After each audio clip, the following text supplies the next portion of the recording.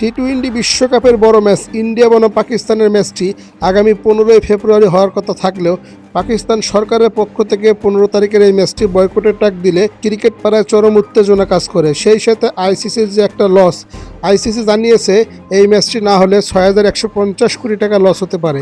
এই বিষয়টাকে সমাধান করার জন্য পাকিস্তান ক্রিকেট বোর্ডের সাথে বাংলাদেশ ক্রিকেট বোর্ড এবং আইসিসির একটা মিটিং হচ্ছে। সেই মিটিংয়ে মহসিন নাকভি এবং আইসিসির চেয়ারম্যান জয় শাহ মিটিং করে একটা সমাধান করতে চায়। টি-20 বিশ্বকাপে পাকিস্তান এবং ভারতের ম্যাচটা খুবই ইম্পর্টেন্ট, বা এই ম্যাচটি ঘিরে আর্থিক ক্ষতির সম্ভাবনা অনেক বেশি থাকায় আইসিসি এবং পাকিস্তান ক্রিকেট বোর্ড এবং বাংলাদেশ ক্রিকেট বোর্ডকে নিয়ে আইসিসি একটা বৈঠকে বসেছে। হ্যাঁ দর্শক, আপনারা ঠিকই শুনছেন, শেষ পর্যন্ত পাকিস্তানের সাথে ইন্ডিয়ার ম্যাচটি হওয়ার সম্ভাবনা 99%। যদি এমনটাই হয়ে থাকে, টি-20 বিশ্বকাপে পাকিস্তানের সাথে ইন্ডিয়ার ম্যাচটি হয়ে থাকে, তাহলে এত কিসের নাটক করছে ক্রিকেট বোর্ডেরা।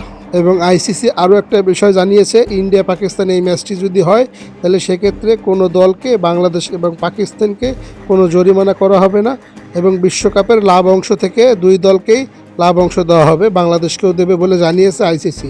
ইন্ডিয়া পাকিস্তানের এই ম্যাচটি বিশ্বকাপের হাই ভোল্টেজ ম্যাচ। বিশ্বকাপের সবচাইতে রেভিনিউটা আসে ইন্ডিয়া পাকিস্তানের এই ম্যাচটি ঘিরে। তো শেষ পর্যন্ত কি ম্যাচটি হবে বলে কি মনে হয় আপনাদের? 15 তারিখে ইন্ডিয়া বনাম পাকিস্তানের এই বিগ ম্যাচটি অনুষ্ঠিত হতে যাচ্ছে, এটা 99% শিওর। শুধু অফিসিয়াল অ্যানাউন্সমেন্টটা আসা বাকি। শেষ পর্যন্ত ম্যাচটি মাঠে গড়াবে।